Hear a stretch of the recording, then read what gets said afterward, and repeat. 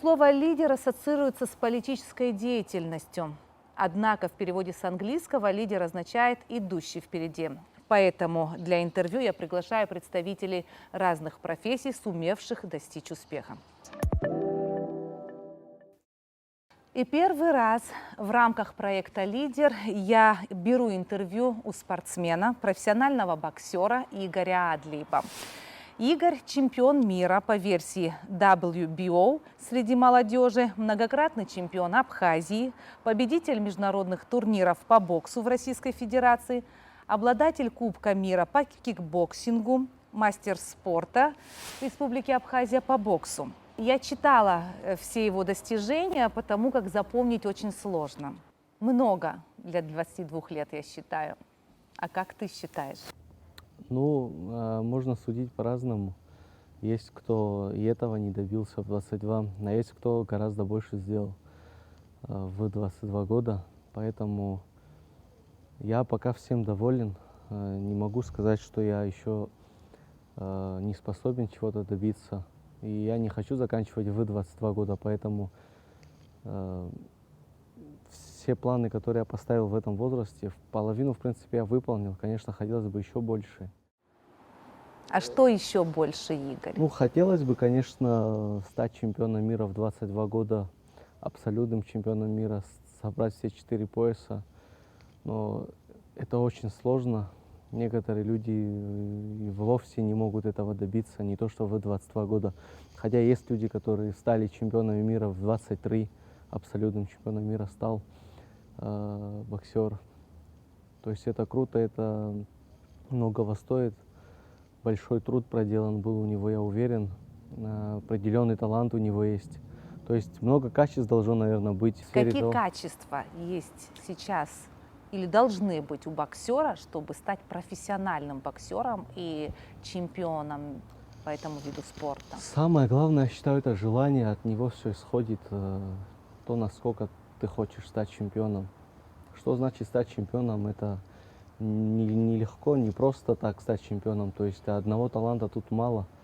В основном желание, потому что, отталкиваясь от желания, идет и упорство, и желание не сдаваться от этого же исходит. То есть какие-то переломные моменты будут в любом случае. Желание откуда появилось у вас заниматься боксом и быть профессиональным боксером? Тут большая история, так сказать. Желание у меня появилось, потому что изначально в детстве, как я пошел на бокс, у меня не все получалось. И многие говорили, что у меня и не получится. Мне это сильно бесило, во-первых, потому что я верил в себя в первую очередь. Это самое главное. Надо верить в себя, потому что если сам в себя не поверишь, есть, конечно, родные, близкие, которые тебя поддерживают и верят в тебя, но если ты сам в себя не поверишь, ничего не получится. То есть люди в тебя не поверят, если ты сам в себя не поверишь, я считаю. И я как-то хотел разрушить этот миф, что ли, что с меня ничего не выйдет. Я не могу сказать, что еще с меня что-то вышло. У меня еще много работы впереди, но я выбрал путь, я иду по чуть-чуть к этой цели. Ближайшая цель какая вот сейчас у вас? Ближайшая цель — это самое главное, что я хочу сделать. Чем больше можно званий, все, что можно завоевать, я хочу это все выиграть. То есть нельзя судить, что в ближайшее, что в потом. Есть конечный итог, когда ты в итоге добился всего, что тебе нужно было, и в конце концов ты понимаешь, что тебе уже некуда стремиться. И в конце концов я хочу просто продвигать спортсменов наших именно, потому что у нас полно спортсменов, именно боксеров. Кто-то очень талантливый, но в нем мало упорства, мало стойкости. Кто-то и стойкость имеет, и есть желание, есть талант, но нету какой-то поддержки в плане финансов. Может быть, он чуть-чуть не уверен в себе. То есть это много всего там, и психология играет. То есть ты можешь перед боем за месяц думать, я уничтожу этого соперника. Ты так думаешь, но каждым днем ты начинаешь все больше и больше переживать, потому что этот день наступит рано или поздно. Тебе надо выйти на ринг, туда, где выходит только ты и он, и человек, который судит вас. То есть рефери, он может дать замечание. То есть никто не поможет тебе, ты сам себе помогаешь. По поводу судейства. После поединка с Александром Абрамян в ничью на своей личной странице в Фейсбуке, я мониторила ваши соцсети, вы написали: напишите свое мнение по поводу боя. А что, были сомнения? Я так скажу. Я не считаю, что я проиграл этот бой в принципе. Я не считаю, что там даже была ничья. Если учитывать мое мнение, я считаю, что я немного этот бой выиграл. Но я не стал слишком большого значения этому придавать и просто хотел, чтобы кто-то написал свое мнение. Может, я в чем-то ошибаюсь, все-таки я болею за себя, это понятное дело. Но я все равно остыл, посмотрел еще раз бой, много раз его смотрел. Все равно я остаюсь в таком мнении, что все-таки этот бой немного выиграл. Но потом со временем ко мне пришла такая мысль, что ну подняли бы мне руку, но я выиграл бы этот бой. Что-то поменяло бы? Я считаю, нет. Ничего не поменяло бы. Я в рейтинге сильно не вырос бы. На кону не было никакого пояса. Это ничья. Это самое правильное решение, которое может быть, я считаю, потому что в первую очередь это еще одна мотивация для меня. Еще какая-то ступень, которую надо перейти. Какой-то барьер, который опять же надо сломать и перейти дальше. Я снова замотивирован еще больше, чем в предыдущих боях. Но, опять же, соперник был очень силен. Плюс были нюансы такие, как за 1,5 недели до боя мне поменяли соперника, потому что тот соперник, под которого я готовился на протяжении 1,5 месяца, он травмировался, и он не смог бы выйти на бой. То есть я мог бы, в принципе, не боксировать, но столько готовиться 1,5 месяца и просто поехать домой, собрать вещи тоже так не могу, потому что много кто в меня верит, и этот бой мне нужен был. В любом случае, он опыт дает. В итоге я сделал какие-то выводы, и дальше я считаю, что мне надо становиться только сильнее. Мне предлагали реванш, мне спрашивали, хочешь ли ты реванш. Но что я докажу, выиграв его? Ничего. Я не считаю, что этот соперник тот, которого мне надо выигрывать и как-то самоутверждаться тем, что я его выиграл. Это какой-то, опять же, проходной этап в моей карьере. Для меня было что-то новое.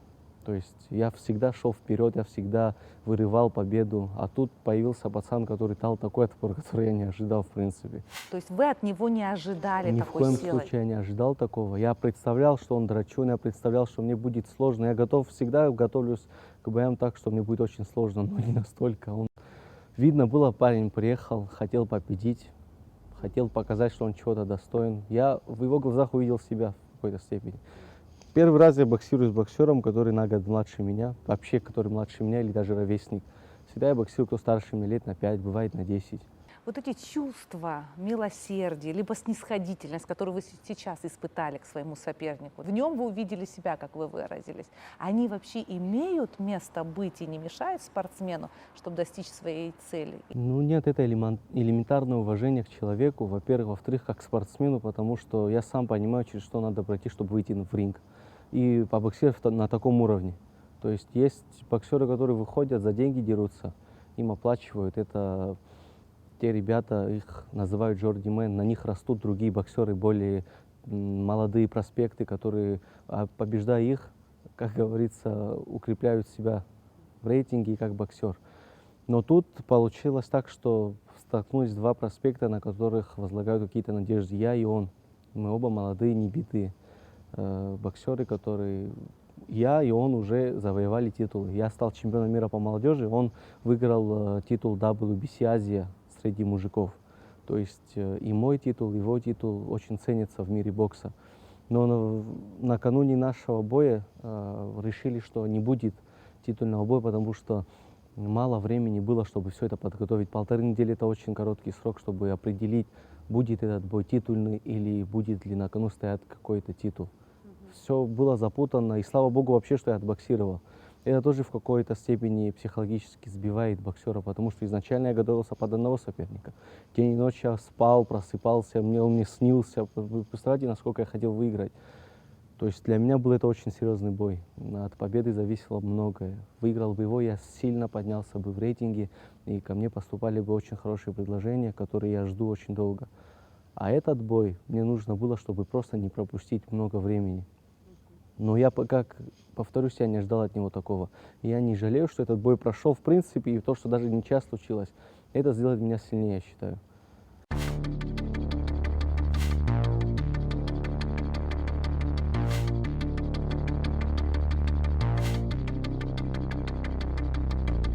Вот вы сказали, что я сначала как посчитал несправедливостью, да, то, что вынесли в ничью бой. Но потом, поразмыслив, уже холодным разумом, посчитали, что хорошо, что так произошло. Вы всегда делаете такие выводы? Конечно, после каждого боя, во-первых, есть люди, которые постоянно со мной на связи. Это мой тренер, мой брат, мой дядя. Это те люди, которые всегда оценивают мои бои, дают какие-то советы. Я выслушаю каждого. То есть не бывает такое, что мне кто-то говорит, и плохо отбоксировал, и я начинаю с ним спорить. Я принимаю, то есть я считаю, что нужно и воспринимать критику. Это опять же делает сильнее тебя. То есть нельзя ломаться, нельзя поддаваться чему-то, влиянию. Я слушаю каждого человека. Кто-то говорит, ты хорошо отбоксировал, кто-то говорит, зрелищный бой был, кто-то говорит, ты выиграл. Но проходит время, я приезжаю домой, отдохну, восстановлюсь и начинаю смотреть свой бой. Пересматриваю его пару раз, как говорится, с холодным разумом и делаю выводы. А вы бываете агрессивными? И в каких случаях вас может вызвать, что может вызвать в вас агрессию? Ну, например, когда в меня не верят, как боксера. Говорят, это не твой уровень, говорят, тебе не стоит туда лезть, говорят, пока рано с ним боксировать. Я не верю в это, я считаю, выиграть можно любого. Он такой же человек, как я, такой же, у него все такое же, как у меня, у него такой же разум. Я считаю, что выиграет тот, кто больше пашет. А я считаю, что я пашу много, и много лет уже. Много это вот как? Ну, с 9 лет я в боксе. С 9 лет я в боксе, и мне пришлось через многое пройти. И много боев я провел. Уже для 22 лет 13 боев это немало, так скажу. Есть кто больше провел, конечно. Но это среднестатистический вариант. Немало боев уже можно назвать опытным боксером за 13 боев. Я побоксировал с хорошими ребятами. Из-за того, что некоторые бои сливались в плане кто-то травмируется, мне быстро находить другого соперника. Возможно, он был послабее, но опять же мне не попадались такие соперники, которого я мог бы пройти легко. Каждый соперник как будто бы был подобран под меня, чтобы я стал сильнее опять же. Я как будто бы верю в судьбу со временем. Верите в судьбу? Да, я считаю, что все, что происходит, это к лучшему. Даже есть спортсмены, которые не принимают поражение. Я, наверное, все-таки приму его, чтобы стать сильнее. Нужно принимать поражение, чтобы потом стать сильнее. Потому что поражение, оно сделает сильнее под тебя, потому что становишься злее. Опять начинаю в тебя не верить. Это только делает меня сильнее, по крайней мере. Вроде бы злость плохое качество. Но Смотря для как его боксера, использовать. вот я об этом. Смотря как его использовать. Злость можно использовать с разумом, сделает тебя сильнее, а можно использовать так, чтобы ты потеряешь голову и мозги не слушают тебя, как бы твои мысли не подвластны тебе. Это неправильно. А меня злость делает сильнее, потому что я его направляю в правильное русло. Например, если мне лень вставать в 5 утра и бегать, эта злость заставит меня встать в 5 утра и пробежать. Та злость, которая проявляется в связи с тем, что в меня не верят. Пусть не верят мне только лучше. Они не понимают, что они сделают меня сильнее только этим самым. Вначале вы говорили о том, что для меня важно, чтобы в меня верили. Вначале в вас поверил, я так понимаю, ваш дядя Артур Адлиба, он же ваш менеджер, который сейчас занимается всеми организационными вопросами. Насколько это важно, когда спортсмен освобожден от этой волокиты и суеты? Где заканчивается граница того, чего решает ваш менеджер, и то, что решаете вы? Есть такие вопросы, которые до меня не доходят в принципе, потому что это будет лишним для меня. Я буду за это думать и загружаться, и отвлекаться от самого важного, то есть бокса. Хорошо, что мой менеджер мой дядя, потому что тут доверие на 100%, сами понимаете. Есть менеджеры, которые используют здоровье спортсмена, его возможности, зарабатывают у них деньги. У меня другой случай. У меня тот момент, когда я могу расслабиться и думать только о боксе. Мне так и говорит мой дядя: твое дело тренироваться, боксировать, остальное все я беру на себя. Есть моменты, где мы вместе принимаем решение, потому что я как боец, он как менеджер, мы обговариваем, в итоге мы приходим к одному общему. Это правильно, это нормально. И у нас не бывает обычно разногласий, потому что мы за одно дело боремся. Мы вместе хотим, чтобы я стал чемпионом, тем самым многое поменяется, я считаю, в моей жизни. И, возможно, если все получится, много кто узнает о нашей стране. Даст Бог, если все-таки получится, что я стану абсолютным чемпионом мира, и эти бои 100%, ну, 80% будут проходить не в странах СНГ, а за рубежом, в Америке, в Англии, в Германии. Там я сделаю так, чтобы узнали, откуда я родом, кто я по национальности и что из себя представляют абхазы. Ну, это, мне кажется, тоже мотивация своего рода. А вам не предлагали выступать за другие страны, под другим флагом, вполне возможно, другого уровня гонорары? Ну, бывали такие моменты, конечно, такие тоже бывали моменты. Знаете, сейчас у нас есть возможность в России боксировать как представитель Абхазии, как представитель города Сухум. Мы пока можем это сделать, но когда речь заходит о каком-то мировом масштабе, я не думаю, что нам все-таки позволят боксировать как представители Абхазии. Но везде есть какие-то лазейки. Также раньше нельзя было боксировать как представитель Абхазии в России. У нас были за это много конфликтов, так скажем. Я боксировал как-то, у меня 4-й бой был, это от начала моей карьеры. Я боксировал с боксером, представляющим Грузию. Но он сам армянин, но официально он представлял Грузию. После этого у нас были какие-то неприятности, опять же, нам хотели запретить. Но сказали так, Россия нас признала, правильно? Мы боксируем на территории России. Почему мы не можем боксировать как представители Абхазии? То есть мы добились того, что мы можем боксировать как Абхазия. Но я не думаю, что мы сможем боксировать как Абхазия в Америке, например. Но будем искать лазейки, я думаю, мы можем шить формы, там 100% будет наш герб, наш флаг, это обязательно. Без этого я не выйду в ринг. Я считаю, что мы сможем добиться какого-то компромисса, чтобы нас поняли. Потому что мы имеем право. Мы целое государство, целая нация. За нашими плечами Огромная история. огромнейшая история, которую стоит и мы обязаны люди уважать. У нас много всего произошло, за что нас нужно уважать.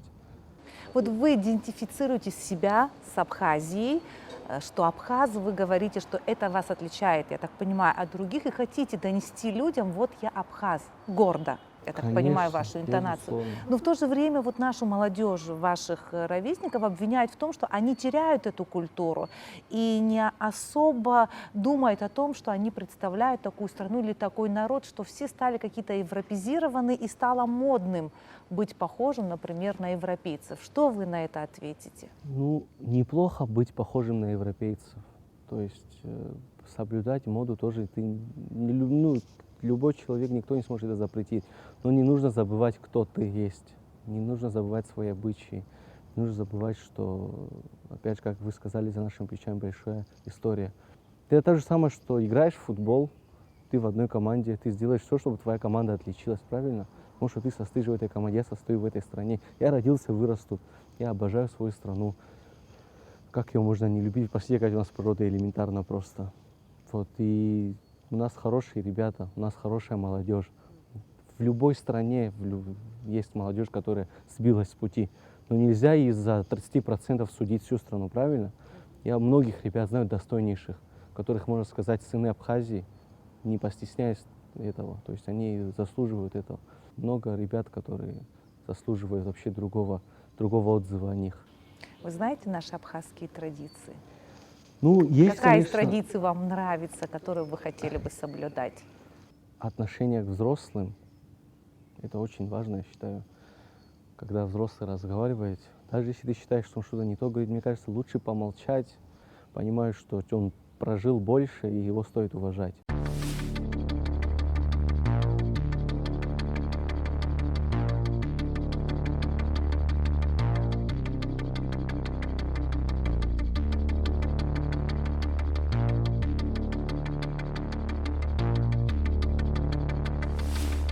Я мониторила ваши соцсети, очень крутые фотографии, видео. Я как телевизионщик, я обращаю внимание на это.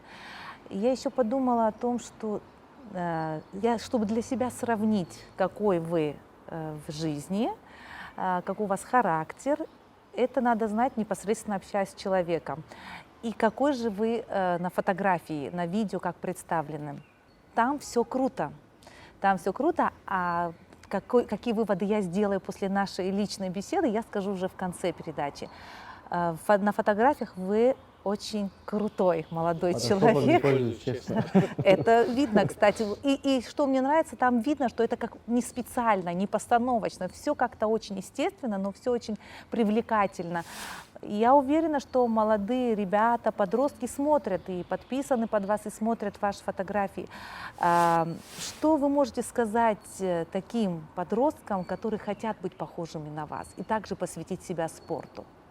Нужно найти, наверное, свою дорогу, по которой ты будешь идти, не сворачивать ни в коем случае. Опять же, возможно, дорога будет легкой из-за того, что у тебя жизнь складывается хорошо. Возможно, она будет сложной. Но если не сдаваться, я думаю, добиться можно любому человеку того, что он хочет. Просто нужно не сдаваться, идти, потому что бывает же такое, 99 раз на одном и том же месте ты провалился, а вот 100 раз получится. И вот это в многих пословицах пишут. Не сдавайся до конца, потому что последний раз может быть именно тот, который тебе нужен. Мне кажется, самое главное не сдаваться и верить в то, что все получится. Нужно выбрать свой путь, идти по нему, что бы ни было. Бокс, баскетбол, политика, математика, что бы оно ни было. Надо верить в то, что ты в этом годен, ты полезен. То есть это очень важно, я считаю. Что касается здорового образа жизни, вам не предлагали наркотики или вы не соблазнялись попробовать наркотики, покурить сигареты, алкоголь? Спорт спасает от этого? Конечно, спасает. Я, не знаю, может, это не к месту. Я не знаю, я так скажу. Мои друзья, с кем я общаюсь часто, с кем я провожу много времени, те, кто меня знают еще с детства, они знают, кем я был раньше. Я любил и покурить. Я курил сигареты около 4 лет. У меня дома никогда меня никто не видел. Бывало там, мама как-то видела. Наверное, думала, что я маленький, попробовал. У меня мама добрая. Отец увидел бы, он меня повесил бы, наверное. Он у меня очень строгий был. Курил там в школе, там покупал штучные сигареты. То есть у меня такой возраст был, мне было это интересно. Слава Богу, что все поменялось. Я очень рад, что я через все это прошел. Теперь я знаю, каково это. Ни в коем случае я курить больше не начну. И тем более не буду. Я не скажу, что я сильно пил, но бывало. Я понимаю, что я никогда в жизни больше не притронусь к сигарете. Мне это не нужно. Мне интересно то, чем я занимаюсь сейчас. Мне интереснее быть здоровым. Это намного круче, я считаю. Вот вы сказали, что папа был строгим. Я так понимаю, папы нет сейчас. А если бы у вас была бы возможность с ним пообщаться, или вы мысленно чувствуете его присутствие, то, что его сейчас нет, а вот вы делаете свою карьеру, идете к своей цели. Вот если была бы возможность с ним поговорить, что бы вы ему сказали? На бокс я пошел из-за того, что отец меня туда привел. Маленький я был, мы пошли вместе в секцию бокса. Вы не представляете, как он хотел стать, как он хотел, чтобы я стал чемпионом, как он хотел, чтобы я чего-то добился в боксе. Он больше всего, наверное, это хотел. И каждый раз, когда я чего-то добиваюсь, я мысленно думаю, папа, я к чему-то все равно пришел. Мне еще многого надо, конечно, многого добиться, через многое пройти, но что-то уже есть, какая-то часть пути пройдена. Я уверен, что он сейчас с сухими глазами точно не стоял бы, он больше всех обрадовался бы. В чем, я даже не знаю, как это сказать, отец, брат моего отца, мой дядя, мой менеджер, он все это знает, он знал, как мой отец хотел. И почему он в меня поверил, потому что мой отец в меня верил. И в итоге получается так, что, наверное, роль моего отца принял мой дядя. И с того времени в его лице мне помогает мой дядя. И вот мы вместе добиваемся всего. Грустная история получилась, но это правда. От нее не уйдешь, это правда, самое настоящее. Иногда вот такие грустные истории или переживания, которые человек проходит в своей жизни, да, если это трагедия, если это беда, помогают, наоборот, идти вперед, делают нас сильнее. Конечно, потому что все мы делаем ради чего-то. Или ради себя, или ради кого-то, правильно? Я это делаю, конечно же, и ради себя, и ради своей страны, и ради своих родителей. Я уверен, что Любой другой парнишка, он будет понимать, что им гордится не только страна, но и родители. Ну, что может быть лучше, понимать то, что твои родители тобой гордятся. Это же очень важно на самом деле. Сейчас мы говорим о тех вещах, вот как-то красиво все это мы рассказываем, но я уверена, за вот этой красотой такой огромный труд, такая сила воли, лично ваша, и плюс финансовые вложения. С начала моей карьеры у меня есть генеральные партнеры, это сотовая связь, Акофон GSM. Изначально они помогают мне финансово, но знаете, есть люди, которые просто дают деньги и хотят результат. То есть им больше ничего не интересно. У меня чуть-чуть другой случай. Они дают деньги, хотят результат, еще и присутствуют, бывают во время моих боев, во время моих поединков. Вот в Сочи я боксировал 2 раза.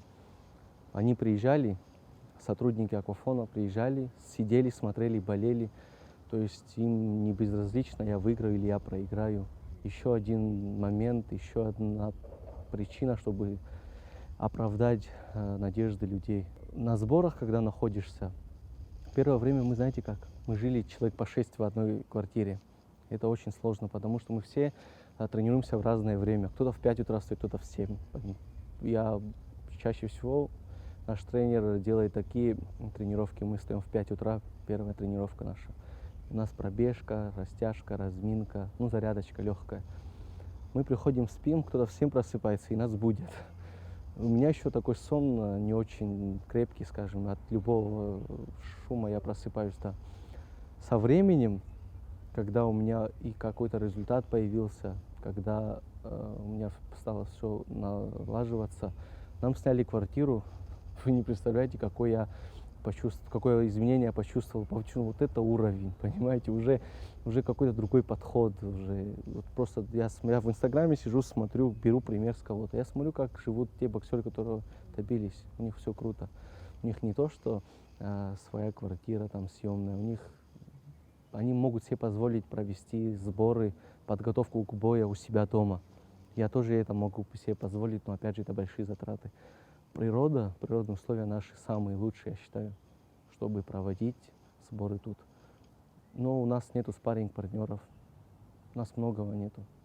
Спарринг-партнеров нету, потому что у нас мало боксеров, у нас до школьного возраста, потом завязывают. Опять же, это тоже целая история, почему завязывают, почему у них не получается продолжить. Это много нюансов, из-за чего они могут не продолжать боксировать дальше.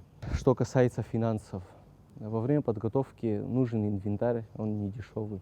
Чтобы сохранить свои руки, лицо, чтобы не травмироваться, нужно что-то, наверное, лучшее из лучших. Инвентарь — это перчатки, шлем, бинты, боксерки, форма. Это все мы покупаем в каждую подготовку. Есть моменты, где мы обмениваемся опытом, боксируем друг с другом. Но есть моменты, когда соперник какой-то, скажем, маленький, нестандартный левша. Ну, нету таких спарринг-партнеров, мне нужно под него готовиться. Получается, мне нужно звонить какому-то парнишке, который поможет мне в подготовке. Но он же не будет приходить и бесплатно боксировать. Никто не хочет получать бесплатно, поверьте.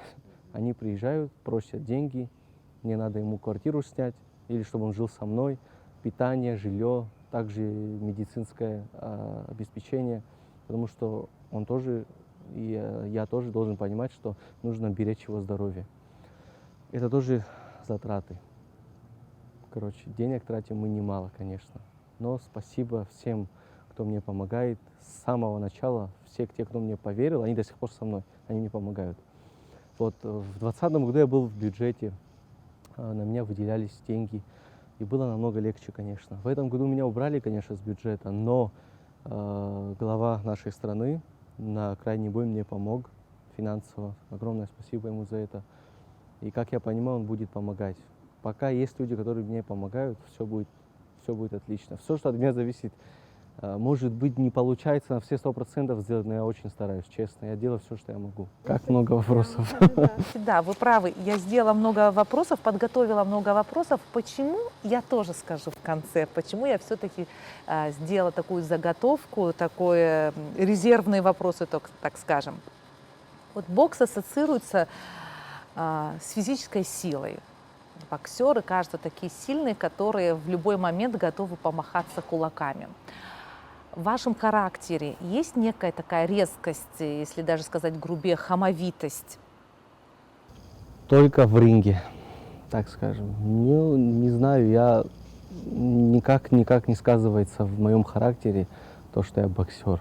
То есть наоборот, это как-то наоборот даже сдерживает меня. Я понимаю, какой вред я могу принести человеку, если я начну с ним драться. Зачем мне это надо делать? Я не буду этого делать никогда. И в таких ситуациях, слава богу, не был. Есть голова, есть язык, Не был, можно вы имеете в поговорить. виду, вот, например, вот все-таки молодые люди, какая-нибудь перепалка словами, а потом вы вне ринга использовали вот свою силу? Ну, бывало по детству, конечно, я в бокс пришел, потому что я любил подраться, так скажем. Я драчун еще тот, я любил драться, я в детстве всегда дрался. Но когда начинаешь чувствовать ответственность за то, что ты сделаешь, то есть никто тебя по головке не погладит за то, что ты кому-то челюсть сломаешь. Тем более ты знаешь, что ты это можешь сделать. Я не буду этого делать, я понимаю это. Да и вообще я не конфликтный человек. Я на позитиве, у меня много друзей, я со всеми общаюсь. Редко, чтобы кто-то какие-то недовольства мне сказывал.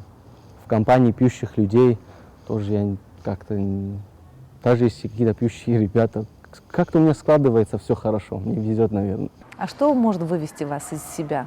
До Много потери всего, самоконтроля? много Вот всего прям. может вывести элементарно, там, кто-то как-то не так посмотрит, это бесит, конечно. Но я не поддаюсь этому, у меня сила воли есть, вы не понимаете, вы не представляете даже, сколько я сижу без еды. И у меня сила воли есть, я могу терпеть все. Я перетерпел многое, и какую-то агрессию тоже я вытерплю. То есть, А без еды сидеть, это почему? ну, потому что мне нужно зайти в лимит весовой категории. Я боксирую в весе до 63 500 грамм. В жизни я вешу около 75 килограмм. Вот. В течение недели мне нужно показать именно тот вес, который от меня ждут. Если я не покажу вес, меня штрафуют, возможно, не допустят к бою. А если это будет титульный бой, меня лишат этого титула, даже если я выиграю бой. Слишком много я потеряю, поэтому я обязан войти в эту весовую категорию. Это не влияет на ваше здоровье? Ну, если не влияет, конечно, со временем это как-то скажется, наверное. Но пока я молодой, мне 22 года, я такие нагрузки должен вносить. Конечно, это очень сложно. Больше всего это сложно переносить психологически. Это как-то не объяснить, это нужно пройти через это. Так люди говорят, даже тот, кто не гонял вес, тот не знает вкус воды. Понимаете, настолько идет истощение, что когда пьешь воду, даже вкус железа какого-то чувствуешь, вкус камней. Я не знаю, как это объяснить, это нужно пройти через это. Это значит, и в еде вы себя ограничиваете? Ну, конечно, не то чтобы ограничиваю. Во-первых, никакого сладкого категорически, никакого соленого, соль нельзя использовать. Соль, сахар – это те вещества, которые содерживают воду в организме. Вот, а мы пьем много воды. Так как часть человека состоит из воды, чтобы хорошо себя чувствовать, нужно пить много воды, около 3 литров в день. Это еще те моменты, когда мы не гоняем вес. Когда гоняем вес, я должен пить первый день 8 литров воды. Это очень сложно на самом деле. Какой-то этап, что ли, как проверка. Очень сложно 8 литров воды выпить в день, правда. Нам бы 2 литра выпить в день, а тут да. 8. Ну, на самом деле, пить воду, вот советую пить воду. Это очень, очень помогает. Для тех, кто Чувствуешь себя хочет лучше. сбросить вес? Для тех, кто хочет сбросить вес, улучшить обмен веществ, вообще спать хорошо, жить лучше, настроение появится, честное слово. Вода – это вообще все. То есть вода хороший Тренер друг говорит, вода – боксера. это сила. Это не только для боксера, для любого человека. Вода, натощак воду почему пьют люди? Потому что первое, что организм лучше воспринимает, это воду. Нужно пить воду, много пить воды. Победу раздельным решением судей одерживает и становится новым чемпионом WBO среди молодежи Игорь Адлибов! Друзья, вы слышали все сами. Очень-очень тяжелый бой был для Игоря. Победа очень непростая на Главное, самом очень деле. близкий бой, настоящий Очень титульный близкий. поединок. Оба красавцы, оба молодцы, но поезд остается только одному.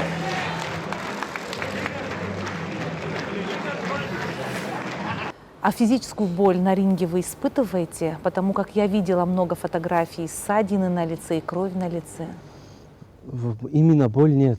Знаете, во время боя такой выброс адреналина, столько эмоций, что как-то не могу вспомнить, чтобы мне было больно. Какие бы удары я ни пропускал, как назвать, чтобы боль не было такого.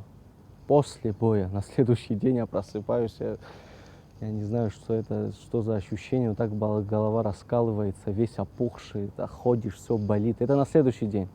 Но во время боя никакой боли, абсолютно. Только злость, только стремление к победе. И мне кажется, даже если у меня первый раз, когда я получил рассечение левого глаза, у меня очень глубокое рассечение было. Слава богу, что в последнем раунде это мне очень сильно помогло, потому что то есть, если рассечение было бы во втором раунде, соперник-то понимает, что туда бить надо, чтобы рассечение стало больше. Возможно, все дошло бы до того, что рефери просто остановил бы бой и объявили бы техническое поражение. Но в связи с тем, что я не мог бы продолжить, чтобы сохранить мое здоровье. Но, слава богу, что в последнем раунде было. Что я хочу сказать? Вот это рассечение, никакой боли. Я не чувствовал никакой боли, злости. То есть я вообще внимания не обратил. Я понял, последний раунд, на кону титул чемпиона мира среди молодежи. Я всю жизнь к этому шел. Мне кажется, я даже глаз потерял бы, я пошел бы до конца, чтобы выиграть это. Потому что до того, как прийти к этому, за спиной у меня было уже 8 боев. 8 раз я гонял вес. Это очень сложно. То есть я сейчас не скрываю, типа мне больно было, я как мужчина не говорю, просто его не чувствую. Потому что адреналин просто вскакивает очень сильно. Мы хотели побеседовать с вами на свежем воздухе, но тут капли дождя. Если вдруг пойдет дождь, мы с вами выпьем кофе и переместимся в помещение. Какую погоду вы любите? Конечно, солнечно. Кто ее не любит, да. Люблю солнечную погоду. Во-первых, можно на улице потренироваться. Наша природа позволяет. По набережной нашей пройтись. Вообще прекрасно. Обожаю солнечную погоду. Тепло люблю очень. А что вызывает у вас дискомфорт? Дискомфорт? Да, я не знаю, даже я не задумывался даже об этом. Голод, только голод. Дискомфорт, когда я хочу есть. Я, кстати, агрессивный становлюсь, когда ем, скажем, за 3-4 дня до взвешивания. Наш тренер, он очень квалифицированный, он понимает, с чем имеет дело. Он даже общается с нами совсем по-другому, потому что мы резкие, мы агрессивные, можем что-то не подумав ляпнуть. И нас должны понимать, потому что у нас нехватка углеводов, белков, витаминов. Плюс через пот мы вымываем кальций, магний и все. Мы чувствуем себя очень плохо. И, наверное, из-за этого агрессивные. Нас понимают. Давайте мы сейчас остановим наше интервью, пойдем с вами выпьем кофе. А дождь начинает литься, ну пусть пойдет дождь. Как говорят, у природы нет плохой погоды. Есть среди боксеров ваш кумир? Да, есть. Наверное, уже лет 5, как я слежу за одним боксером. Он с Мексики, мексиканец Канело Альварес. И чаще всего я пытаюсь какие-то приемы у него скопировать. Что-то получается, что-то нет. В чем-то он слишком хороший, это не скопировать просто. Какой-нибудь титул? Все титулы, все, что можно. Он просто боксирует и боксирует. Он идет с одной весовой категории на другую весовую категорию. Он просто в каждой весовой категории бьет всех. Возвращаю вас на ринг. Чье присутствие для вас обязательно во время боя? Ну, как-то не доводилось об этом думать, но, скорее всего, вот все мои бои, многие приходили посмотреть мой бой. Кого-то получается, кого-то не получается, но человек, который постоянно находится во время моего боя, это мой дядя. Ни один мой бой не пропускал. Вот. Это, наверное, ну, скорее всего, важнее всего для меня. А поддержка болельщиков насколько важна? И вы вообще слышите, что они выкрикивают или что-то советуют? Слева бей, справа, не знаю. Знаете, первое время, когда я боксировал в Екатеринбурге, меня никто не знал и никакой поддержки я не ощущал. Я был один. Знаете, как это сложно боксировать, как будто бы я дерусь со всеми. У меня был такой момент, я боксировал в Екатеринбурге против местного бойца. Но он не совсем местный, он с Челябинска, а они там относительно, ну, вообще рядом. То есть там ехать часов 6. И он как бы свой там считался. Я боксировал, считайте, не только с ним, но и со зрителями. Я был один. Это реально сложно, но со временем появились те, которые начали из-за меня болеть. И теперь, когда я там боксирую, меня многие знают, некоторые покупают билеты прийти, чтобы на мой бой.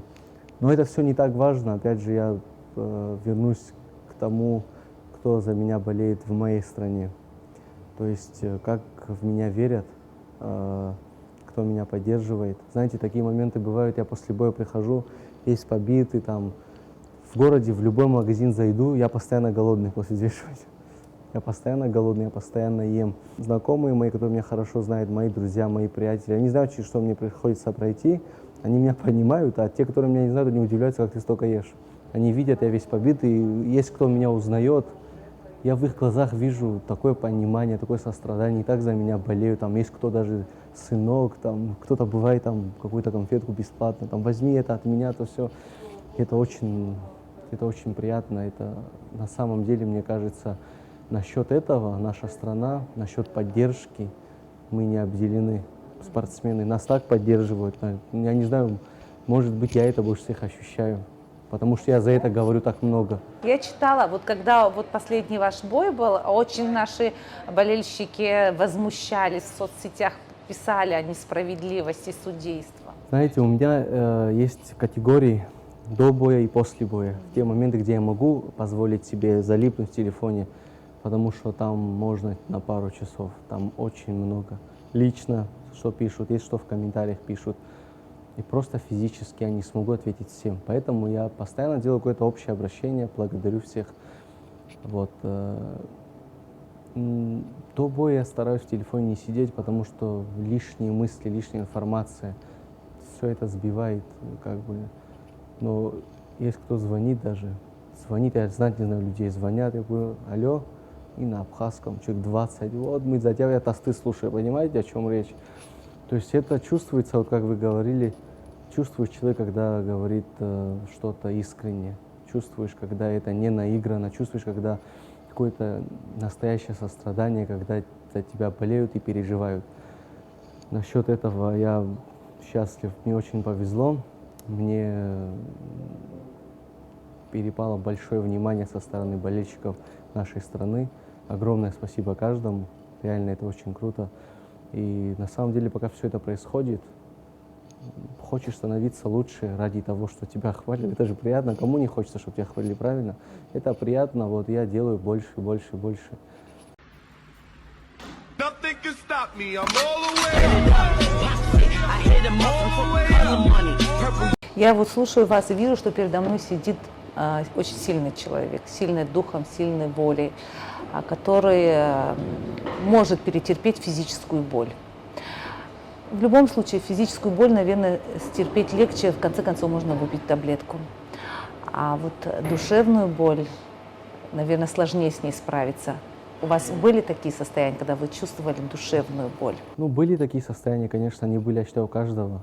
То есть душевная боль идет откуда? От чувств. Чувства у нас есть, мы люди. Но душевная боль, она моя. И я сам с ней разбирался всегда, на самом деле. Но не без помощи моих близких, с кем я могу посоветоваться, кому я могу рассказать. А вы умеете с кем делиться своей душевной Есть болью один с человек, с кем я кем-то? могу поделиться, но я пытаюсь все это держать в тайне. Мне не очень комфортно об этом говорить, потому что я все-таки мужчина. Сейчас кому-то рассказывать, Вот как мне нашли, было что плохо. вам дискомфортно. Да, рассказывать, как бы мне было плохо, не очень хочется. Но, признаюсь, и такое со мной бывало. Я же человек, у меня есть чувства, и это бывает со всеми. Какой бы ты ни был сильным, сломаться может каждый. Самое главное, как выбраться с этого. Ты по-настоящему сильный тогда, когда ты выберешься с этого. Это самое сложное, выбраться, вернуться в то состояние, где тебе комфортно. Очистить свой разум и продолжать дальше делать свое дело. О личном вам сложно говорить? Ну, скорее всего, да. Не хочется, наверное, сложно. Мне не хочется говорить о личном вообще с кем-то. Опять же, есть определенные люди, с кем я могу это обсудить, с кем я это часто обсуждаю. Это мои близкие, моя семья, которая меня не будет осуждать, а наоборот даст правильный совет, чтобы выбраться с какого-то положения или как-то решить какую-то проблему, если ее так можно назвать, как-то правильно. Все-таки я задам следующий вопрос. Мы все время говорим о боксе. Немного сказали о личном. И тем не менее, очень много времени у вас уходит именно на тренировки, на спорт. А на девушек? Вы находите время для девушек? Ну, у меня есть друзья, девчонки, есть. Ну, нахожу, конечно, как не нахожу. Тут имеется в виду другое. Симпатия к девушкам. Для этого нужно время, чтобы ухаживать за девушкой. Я чуть-чуть стесняюсь об этом говорить, и это тоже, наверное, личное, это мое мировоззрение какое-то относительно девочек. Я перестрою этот вопрос, я спрошу так. На ваш взгляд, какой должна быть современная, хорошая абхазская девушка, вот, которая бы вам понравилась?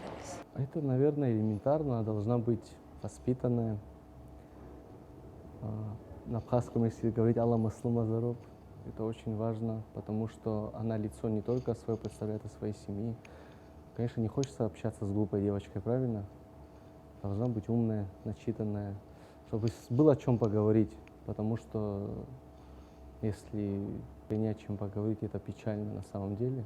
В последнюю очередь для меня стоит красота, скажу так. Остальное все это Насколько это честно, вот это трудно поверить, все равно на внешность отвлекаются молодые. Нет, конечно, первое впечатление складывается по внешности, но привыкаешь к внешности рано или поздно, и будет чем заменить всегда. И тем более красота, она же уходит со временем. А главное, подойдет ли тебе человек. Ну, это я так считаю. Возможно, что-то по-другому как-то у кого-то складывается, может быть. Я не знаю, но я говорю так, как я считаю. Поэтому прошу меня не осуждать. Она должна уметь готовить, например, там, стирать, гладить. В моем случае готовить обязательно. Вкусно поесть это обязательно. И еще один такой вопрос. Ну, мы, когда читаем в хронике светских всяких новостей... Ну, меня засмущали, короче, сильно. Сейчас я в себя приду. Но следующий вопрос тоже немножко связан с предыдущим, но немножко. Многие известные боксеры, которые были на Олимпе, потом, получается, избивали своих жен, используя там свою силу. Вот ты говорил, что ты и так вне ринга не любишь драться. Ну как ты к этому относишься? Вот боксер, который может позволить себе там ударить свою жену, вообще поднять руку на женщину. Ну, во-первых, нужно жениться правильно. Мне кажется, до того, как ты женишься, нужно принять решение, опять же, здраво. Мне кажется, можно понять, тебя доведут до того, что ты сможешь руку поднять. Это уже половина, конечно, зависит от тебя. Но если ты не такой человек, чтобы ты смог поднять руку на свою супругу. Мне кажется, это самое ужасное. Как можно? Ну, это, наверное, конец. Это все. Дальше нет смысла, я считаю, продолжать жить вместе. Я не представляю это вообще. Поэтому нужно все делать с головой. Чувства чувствами, но разум должен быть все равно. Создавать семью не входит в ваши ближайшие планы? Ну, Артур, То есть, чтобы вы понимали, сейчас слушал все, что говорил Игорь, его менеджер, по совместительству дядя или же наоборот Артур, и не мог говорить дальше. Игорь попросил уйти Артура со съемочной площадки. Теперь можем послушать. Ну, как сказать, сейчас все-таки мне, наверное, больше это помешает, потому что я буду думать о своей семье, как я должен думать совсем о другом. То есть много спортсменов, которые женятся, и они становятся сильнее, потому что такая мотивация, когда семья. Потому что ты делаешь это ради семьи. Еще одна причина становиться лучше и добиваться чего-то, чтобы у твоей семьи было все, что необходимо. Я не знаю, просто я не думал об этом. Я еще слишком молод все-таки. Мне нужно еще многого добиться, чтобы спокойно сесть и подумать. Я поменяю тематику нашего общения, чтобы вернуть вас в вашу комфортную зону. Есть приметы, которые вы соблюдаете перед боем? Я стараюсь пойти помолиться. Это очень важно для меня. Почему скажу, я не верю в приметы? Приметы, они откуда идут? Они идут от страха, чтобы выиграть, нужно пахать. Если ты всю работу проделал правильно, ты выиграешь в любом случае. Если ты лучше, ты выиграешь. Бывают случайности, конечно, особенно в боксе. Это же тот момент, когда в тебя летит чья-то рука, очень тяжелая, которая может тебя сбить с ног. То есть разные бывают моменты, когда ты выигрываешь бой в одну калитку. Есть такая тематика разговора, то есть явно. И в конце последнего раунда, на последней минуте, пропускаешь удар и проигрываешь нокаутом. Были такие моменты и не один раз. Как-то Артур Адлиба, он сказал, что не готов рисковать вашим здоровьем. Что он имел в виду? Какой это риск? Мы как-то с ним разговаривали.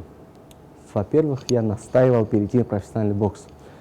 Он травмоопаснее, чем любительский бокс, потому что там перчатки совсем другие. Там рука как в бетоне, реально. Там, потому что одна кожа и тейп. Тейп делается из пластыря и бинтов. И накладки тоже из бинта. То есть это, мне кажется, лучше голым кулаком ударить. Иногда вот такая рука бетонная становится в этом тейпе. Поэтому он так сказал. Ну, попробуем. Если что-то пойдет не так, он мне говорил, один раз проиграешь нокаутом, то есть от этого никто не застрахован. Какой бы ты сильный не был, опять же, любой случайный удар может тебя сбить с ног. Он сказал, мы заканчиваем с этим. Я все равно планирую, даже все возможно, опять я готов ко всему, и к поражению, к такому. Я все-таки планирую его уговорить остаться еще, потому что многие боксеры, которые после нокаутов стали еще сильнее и доказали обратное, то, что они могут. Обычно после нокаута боксер, он ломается, с ним нужно разговаривать, там психологи с ним общаются. В такой ситуации я еще не был. Нокаутом я еще не проигрывал. Слава богу, конечно, это очень страшно, я уверен. Не хочется терять сознание, и чтобы судья над твоей головой помахал вот так. Это, наверное, самое страшное. Вы хоть и не верите в приметы, я тоже не верю. Ну, что помешает нам постучаться по столу? Не будем это слово использовать по отношению к вам или к вашим будущим. Какой вопрос вам чаще задают? Чаще в плане спорта? В плане Вот в бокса? интервью. У вас, наверное, в последнее время бывает часто интервью. Ну, спрашивают, как я провел бой, как мое здоровье. Конечно, это приятно, что журналисты спрашивают за мое здоровье, им тоже не безразлично, как я себя чувствую. Потому что я к ним прихожу, мы общаемся, у меня там глаза надуты, я весь еще в фингалах. Вы как-то спросили во время интервью, почему у меня так много вопросов, на всякий случай. Вообще все вопросы я держу в голове, и я пытаюсь слушать внимательно своего собеседника и следить за ходом его мыслей. Но учитывая, что вы молодой, что вы спортсмен, и я решила, что, возможно, чтобы вас разговорить, мне понадобится куча вопросов, и я их подготовила. Но на самом деле, я говорю теперь о своих впечатлениях, можно было бы не составлять такой длинный список вопросов, потому что вы достаточно разговорчивы. В этом смысле вы меня очень приятно удивили, потому что я это чувствовала, вы очень искренне, я-то в деле журналистики уже давно, и поэтому я всегда хорошо понимаю, искренне со мной разговаривает мой собеседник или нет. И были очень интересные мысли, которые мне были близки. Вам 22, но и тем не менее, все, что вы говорили, во многом вы говорили очень мудрые вещи. Мне понравилось наше интервью, в чем я тоже редко признаюсь. Удачи вам, и пусть чтобы вы достигли всех своих целей, так как тот кумир мексиканского боксера до 32 лет, чтобы все, что вы запланировали, все сбылось. Спасибо, что позвали меня в такую крутую передачу. Надеюсь, я оправдал ваши ожидания. Даже больше. Может быть, я даже где-то сломал стереотипы о том, что боксеры тупые. Это неправда, потому что я общаюсь со многими родителями. И они говорят, я своего сына не отдам, мозги отобьет. Да никто ему мозги не отобьет, это неправда. Надо просто читать много и учиться. Это не зависит от того, что ты если боксер, ты тупой, нет. Конечно, бывают такие моменты, когда ты пропускаешь очень много ударов, и со временем это как-то влияет на твое здоровье, но это очень редко происходит.